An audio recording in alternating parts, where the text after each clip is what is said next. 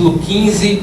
Nós vamos ler apenas o versículo 20 por causa do tempo que nós temos disponível para trazer a mensagem. Levantando-se, pois, foi para seu pai, e quando ainda estava longe, viu o seu pai, e se moveu de íntima compaixão, e correndo, lançou-se-lhe ao pescoço e o beijou. Aleluia! Senhor amado, eu creio em Ti e dependo totalmente do Senhor.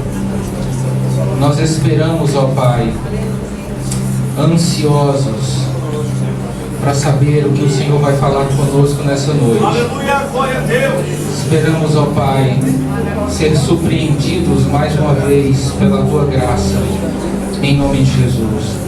Amém. Os irmãos podem sentar.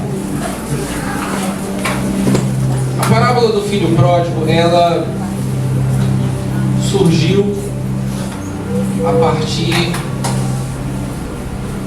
da necessidade de Jesus responder ou retaliar a murmuração dos escribas e dos fariseus.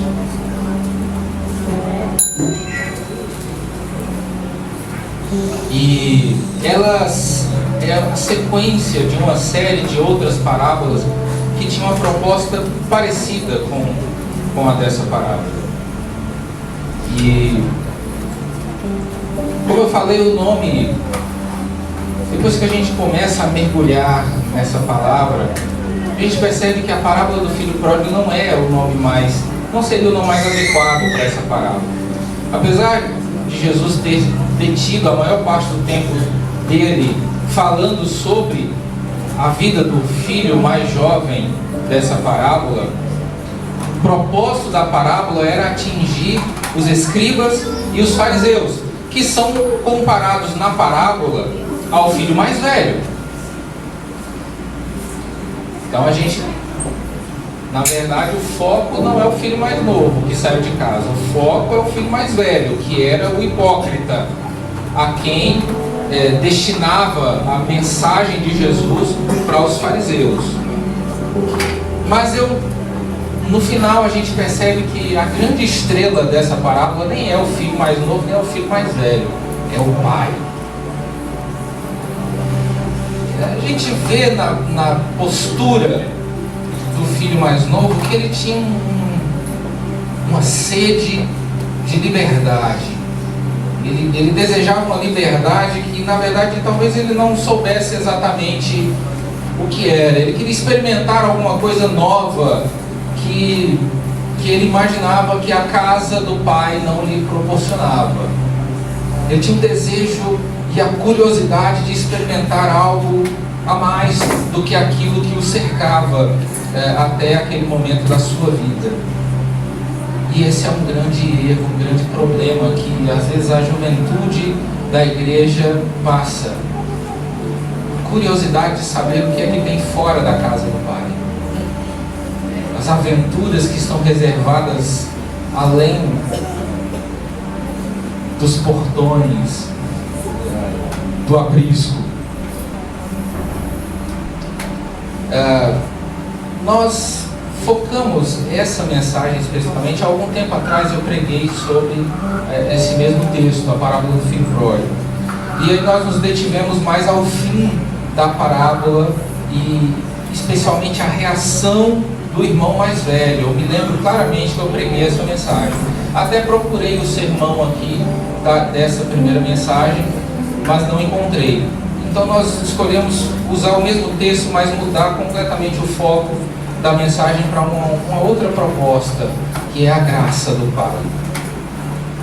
Irmãos, esse jovem, como os irmãos já conhecem a história, ele, em um certo dia da sua vida, ele aborda o seu pai e reivindica a sua parte da herança. Até era tolerável e permitido naquela época que isso acontecesse, não é nada absurdo, apesar de ser estranho requerer uma herança com o herdeiro, o testador vivo. De certa forma, isso foi um desrespeito ao seu pai. Mas eu não vou nem entrar no mérito, porque era permitido, isso acontecia, às vezes por iniciativa do próprio pai, de alguns pais, naquela época, dividirem os bens entre os filhos ainda em vida. Então não vamos entrar nesse mérito, nessa mensagem. Mas depois que ele recebe o seu 1/3 da herança, a herança não era dividida em partes iguais como é hoje. O filho mais velho levava 2/3 da herança.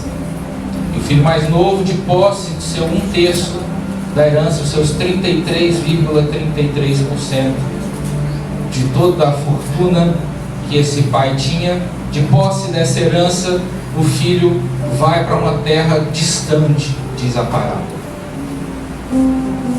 E para encurtar a história que os irmãos já conhecem, ele aproveitou, ele gastou todo esse dinheiro com festas, com bebedeiras, com prostitutas.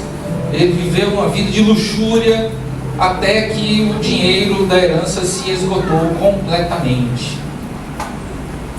E aí ele entra num estado decadente na sua vida social, sua vida financeira entra num declínio total. E aí ele chega ao fundo do poço. Se coloque os seus ouvidos no lugar dos ouvidos das pessoas que ouviram essa parábola de Jesus. Se para nós hoje seria algo extremamente degradante, humilhante,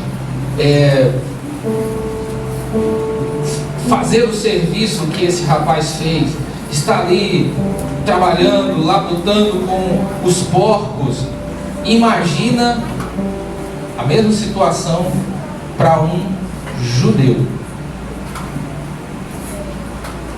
O judeu é completamente averso a porcos. Os judeus não gostavam nem de chegar perto de porcos, para não correr o risco de alguma forma eles se tornarem cerimonialmente impuros.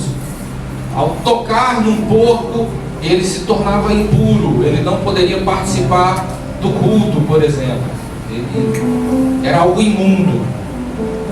Então, se já era algo extremamente humilhante, degradante, trabalhar com porcos, imagine compartilhar a comida deles.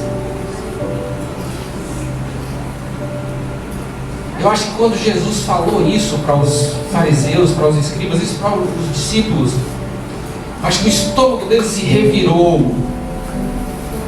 Eles devem ter sentido uma repulsa muito profunda na alma deles, porque eles eram judeus. Se para nós comer lavagem é algo desagradável, para um judeu 100 vezes mais. E foi a esse estado que esse jovem chegou. Não apenas de trabalhar com porcos, mas de desejar compartilhar a comida deles. A refeição para o judeu é algo sagrado. A refeição para o judeu é algo sério. A gente tem o hábito, diante das refeições, a gente faz uma breve oração e agradece a Deus por aquele alimento. Pelo menos deveríamos fazer isso. Às vezes algumas pessoas esquecem, e nem interiormente aquela consciência, Senhor, muito obrigado. Direto. Para o judeu, a refeição é algo sagrado. A refeição é algo tão sagrado que os sacrifícios que eram feitos na época do Velho Testamento, alguns desses sacrifícios, eles eram comidos, eles eram partilhados entre o sacerdote e a família que oferecia. A refeição é tão sagrada para o povo judeu, que Jesus, sendo judeu, disse: este é o meu corpo, que é partido por vós, coma, porque isso é sagrado, coma do meu corpo. Então, compartilhar uma refeição com alguém, indicava que você tinha comunhão com aquela pessoa, que você se relacionava com aquela pessoa, que você tinha intimidade com aquela pessoa. Então, compartilhar a lavagem de um porco era dizer que você era igual àquele porco, era comparar-se a ele, ser igualado a ele. E aí, quando o jovem chega nesse estado, quando o jovem chega nessa situação, ele cai em si. Mas o cair em si dele é estranho, é um cair em si superficial. Por que você está dizendo isso, pastor Júnior? Eu me perguntei quando li a parábola, eu li ela em várias versões da Bíblia diferentes para tentar enxergar alguma coisa nova, alguma coisa diferente que tinha passado despercebido. Eu percebi que a motivação do filho, a princípio, não era mais nobre, como a gente pensa. Nossa, o filho pródigo, eu estava lá, aí de repente ele levantar-me-ei, irei ter com meu pai. A gente torna essa coisa mais romântica, mais poética. Mas quando a gente para raciocinar mesmo, o que esse rapaz fez? Quais as motivações dele? Eu percebi que inicialmente ele não teve saudade do pai. Não. Ele decidiu voltar para casa não é porque o pai lhe fazia falta. Ele decidiu voltar para casa porque ele estava a ponto de comer lavagem de porco. Ele estava faminto. E para não morrer de fome, ele decidiu voltar para a casa do pai. Percebe que a motivação inicial não é muito nobre, né? A motivação inicial era até egoísta. Os empregados do meu pai têm melhor alimento do que eu estou tendo aqui, então eu vou voltar para casa. Percebe que a motivação inicial continua sendo ele mesmo. Ele só queria sobreviver, ele só queria se alimentar. Na verdade, ele teve um encontro moral com o próprio estômago. Não foi uma crise de consciência, não foi uma consciência do erro, a princípio não. Toda a motivação dele se resumia ao estômago dele. A parábola do filho pródigo, ela tem 3 personagens. O pai, que é Deus. Só uma pessoa respondeu. Ou vocês estão desligados ou sem ânimo. Vou perguntar de novo, porque se for ânimo a gente resolve agora, né? A parábola do filho pródigo tem 3 pessoas, 3 personagens compõem essa parábola. A primeira é o pai, que representa Deus. Muito bem. A segunda pessoa da parábola é o filho mais velho, que representa escribas e fariseus, como eu falei aqui no começo. E a terceira pessoa da parábola é o filho pródigo, que representa os pecadores, as pessoas que se afastam do pai, as pessoas que se distanciam do pai. Trazendo essa figura para a igreja, nós só ocupamos 2 posições. Ou você é o filho mais velho, ou você é o filho mais novo.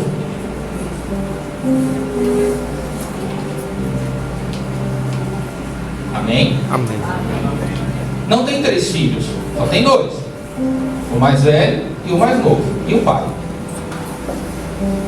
No final da parábola, a gente vai ver qual dos 2 filhos você é.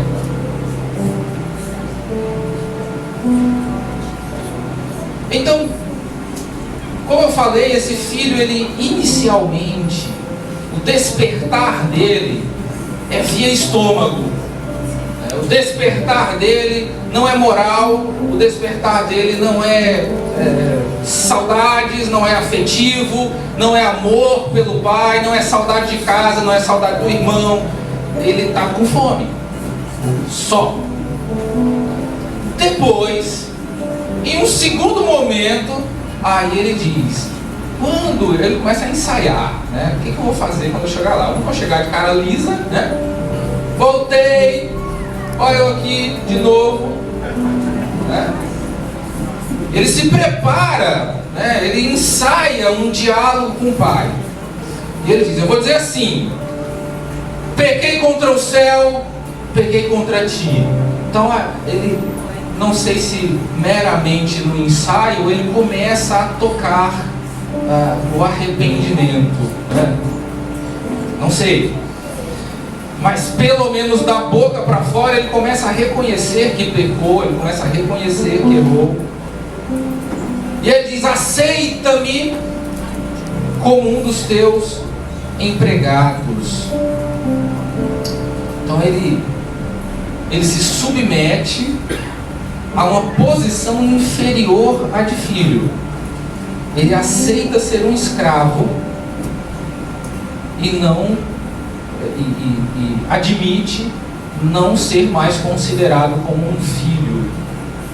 Ele se contenta com a posição inferior a que ele era, a que ele tinha de fato. E esse comportamento, essa reação do filho pródigo não é diferente da reação de algumas pessoas que caem em pecado na igreja.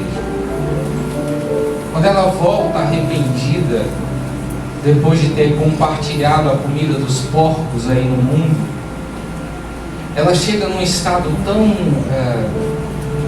humilhado, que ela se submete, ela se condiciona a uma categoria de subfilho na igreja. Ela aceita a condição de estar numa posição inferior à de filho. Daqui a pouco vocês vão entender, se não entenderam ainda. E por fim, que era onde eu gostaria de chegar, e graças a Deus porque eu não tenho mais muito tempo, em outros momentos eu vou fazer outras mensagens com esse mesmo texto, abordando outros assuntos. Então, quando o filho toma o caminho de casa, e a terra era distante, certamente ele dialogou com os seus botões durante todo o caminho. E aí o texto diz que ele se aproxima da casa do pai. E a impressão que a gente tem da cena é que o pai estava esperando ele, porque o pai o vê de longe, é como se ele estivesse como um sentinela, esperando a volta do filho. Ele não estava distraído, algum empregado correu e avisou para ele, olha, está vindo uma pessoa ali longe, eu acho que é seu filho. Não, é o próprio pai quem vê. Ele não é avisado por ninguém, ele mesmo vê, é como se ele estivesse de prontidão, esperando o filho. E aí o texto começa uma avalanche de amor derramado por esse pai. É engraçado a atitude do pai.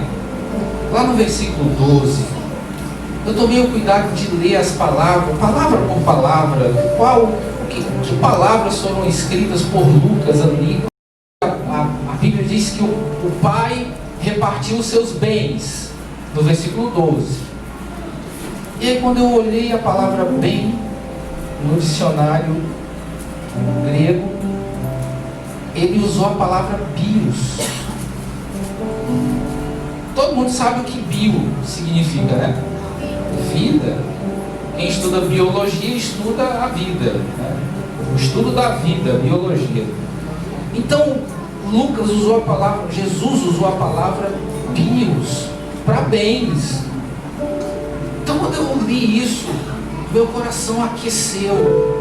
E a atitude daquele pai ao dividir aquela herança, ao compartilhar os bens, entre aqueles dois filhos, a impressão que eu tive é que o autor Lucas, quando registrou essa palavra de Jesus, entendeu que era como se o pai estivesse dividindo a vida dele entre os seus dois filhos. No início da parábola, ele fala dos bens. Quando o filho pede, ele usa outra palavra, ele não usa a palavra bios. Ele só usa a palavra na atitude do pai em dividir os bens, e não na atitude do filho em pedir. É como se o filho pedisse o dinheiro e o pai entregasse a vida. A palavra bios aqui, a palavra vida usada aqui, é como se ele resumisse: toda a minha vida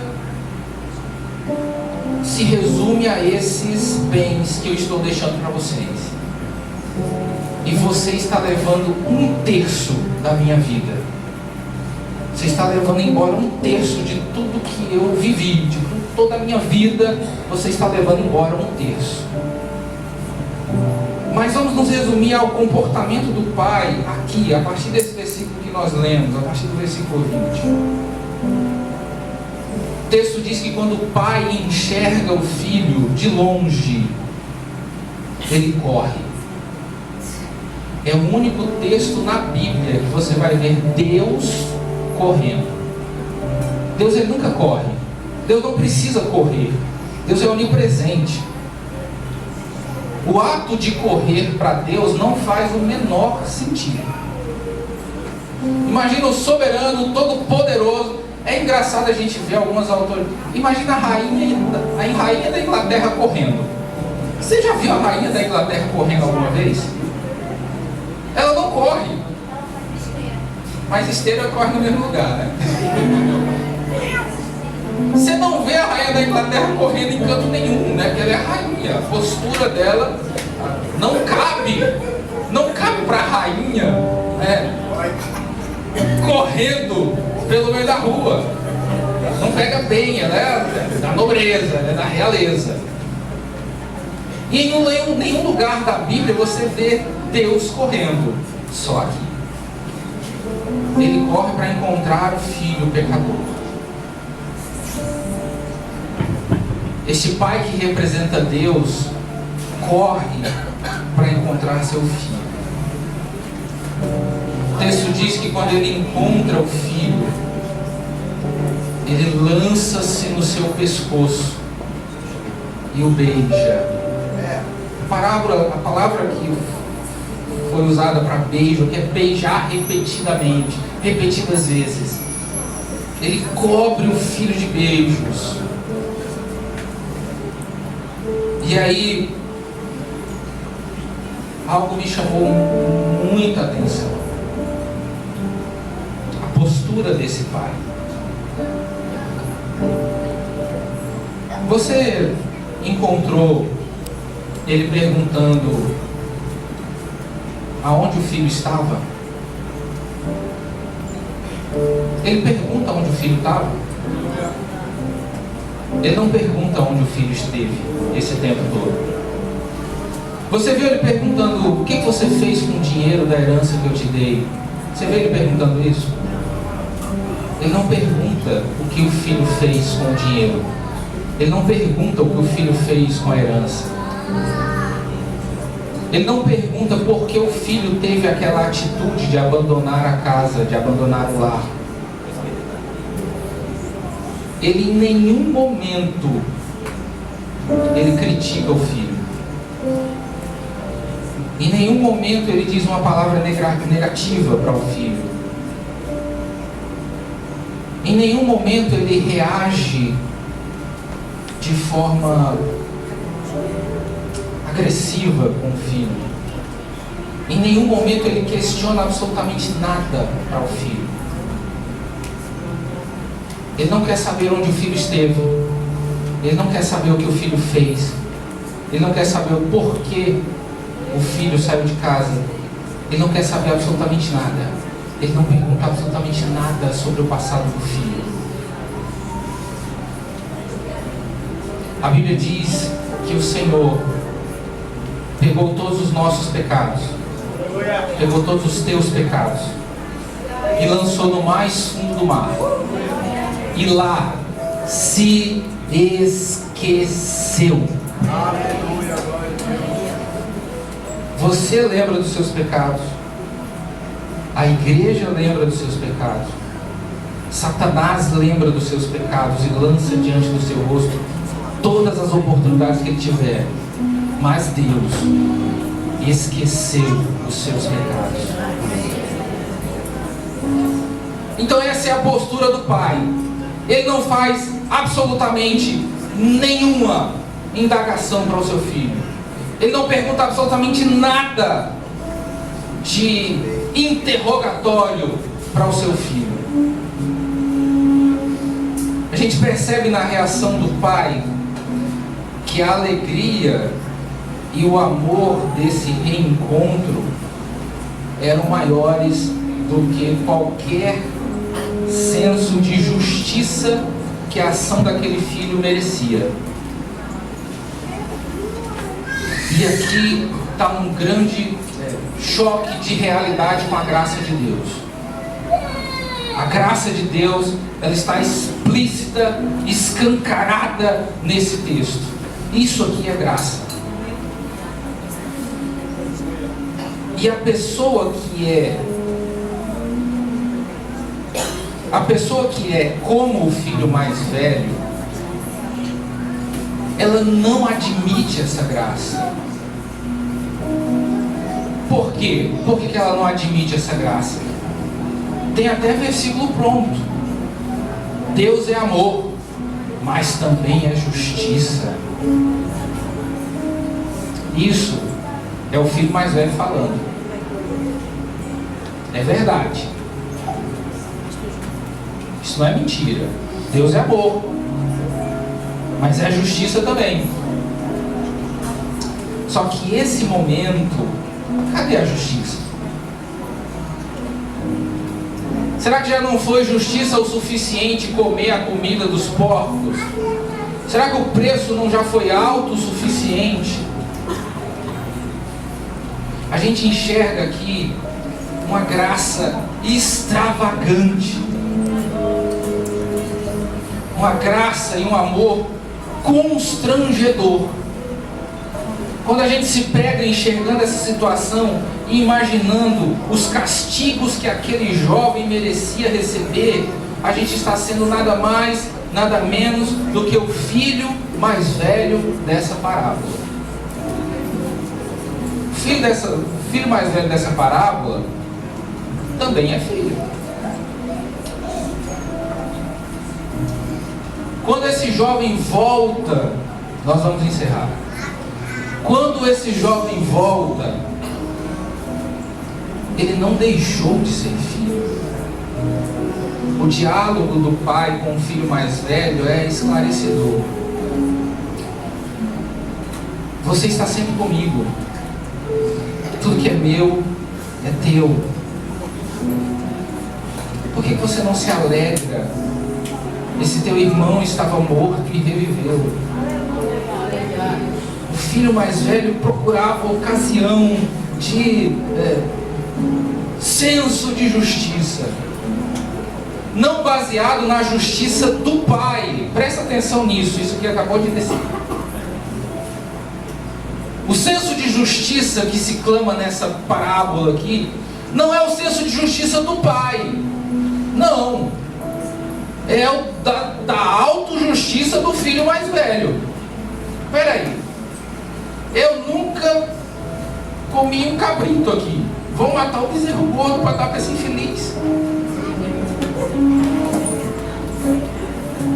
Eu nunca fiz nada de errado, eu sou todo certinho, eu jejuo toda semana, eu dou o dízimo da hortelã e do coentro, eu oro 2 horas todos os dias. Não enxergo, não consigo admitir o favor do Pai para esse miserável pecador. Na boca do filho mais velho, ele merecia o favor do Pai. Mas o filho mais novo, pródigo, ele não merecia, mas ele precisava. Talvez alguns de nós aqui, depois de ouvir essa mensagem, essa parábola, continue sem admitir o amor furioso de Deus, a graça constrangedora dele, e continue sem admitir que as prostitutas e os corruptos entrarão primeiro no reino de Deus. E essa palavra não é minha, foi Jesus quem disse isso para os seus discípulos. As prostitutas vão entrar antes de vocês. Vou repetir, não foi eu que disse isso, foi Jesus. Nós não, na nossa justiça própria, nós não conseguimos admitir o favor de Deus sem nenhum sentido, sem nenhuma justiça, sem nenhuma explicação por algumas pessoas. A gente não admite isso, porque somos justos demais. Não conseguimos aceitar que o favor seja tão grande e tão imerecido assim. A gente não consegue se conformar com essa parábola. Cadê o castigo do mais novo? A gente fica na expectativa de que ele merecia ser castigado. Enquanto agimos assim, nós estamos exatamente como o filho mais velho estava. A festa rolando lá dentro e a gente do lado de fora. Que o Senhor nos mostre, que o Senhor nos faça entender essa graça maluca, no bom sentido, que Ele nos faça entender essa graça completamente sem sentido, que Ele nos faça entender essa graça tão constrangedora que o Pai tem para conosco. Eu espero que vocês entendam que todos vocês, todos nós, somos o pródigo. Porque o pródigo teve uma experiência do amor de Deus muito mais profunda do que aquele que não cometia nenhum erro, que era o santarrão, que era o perfeito. Para encerrar, ele recebe roupas, a sua dignidade é restituída. Ele recebe um anel, que é um símbolo de autoridade. Ele passa a ser filho do patrão de novo. Ele continua sendo filho do patrão. Ele tem um anel no dedo.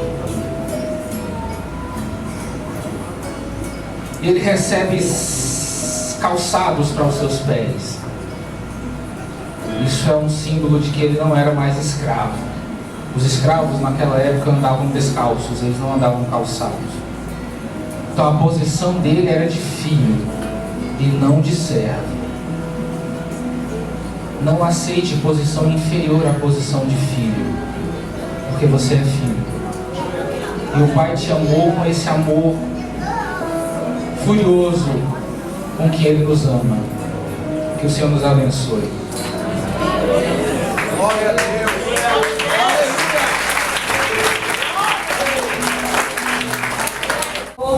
Muito obrigada, Senhor Jesus, por essa palavra, Senhor Jesus, que veio do céu, ó Pai, para as nossas vidas, em nome de Jesus.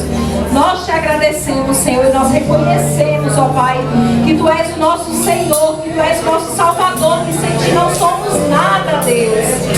Aleluia, Senhor. Muito obrigado, ó Deus, por essa santa ceia, Senhor. Muito obrigada, Senhor, pelo renovo que Tu nos trouxeste esta noite, ó Pai.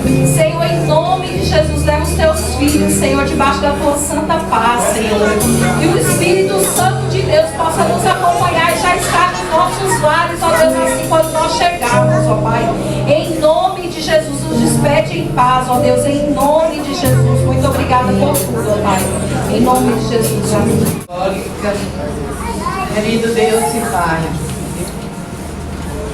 Senhor Todo-Poderoso, Criador do céu e da terra, Senhor Deus, que a Tua graça, meu Pai, e e as doces divinas consolações do Santo Espírito de Deus, que o amor de Deus, o nosso Pai amado, e a graça redentora de Jesus Cristo, e as doces divinas consolações do Espírito Santo de Deus, seja com a igreja, não só hoje, mas para todos sempre, em toda a face da terra, e a igreja diga amém.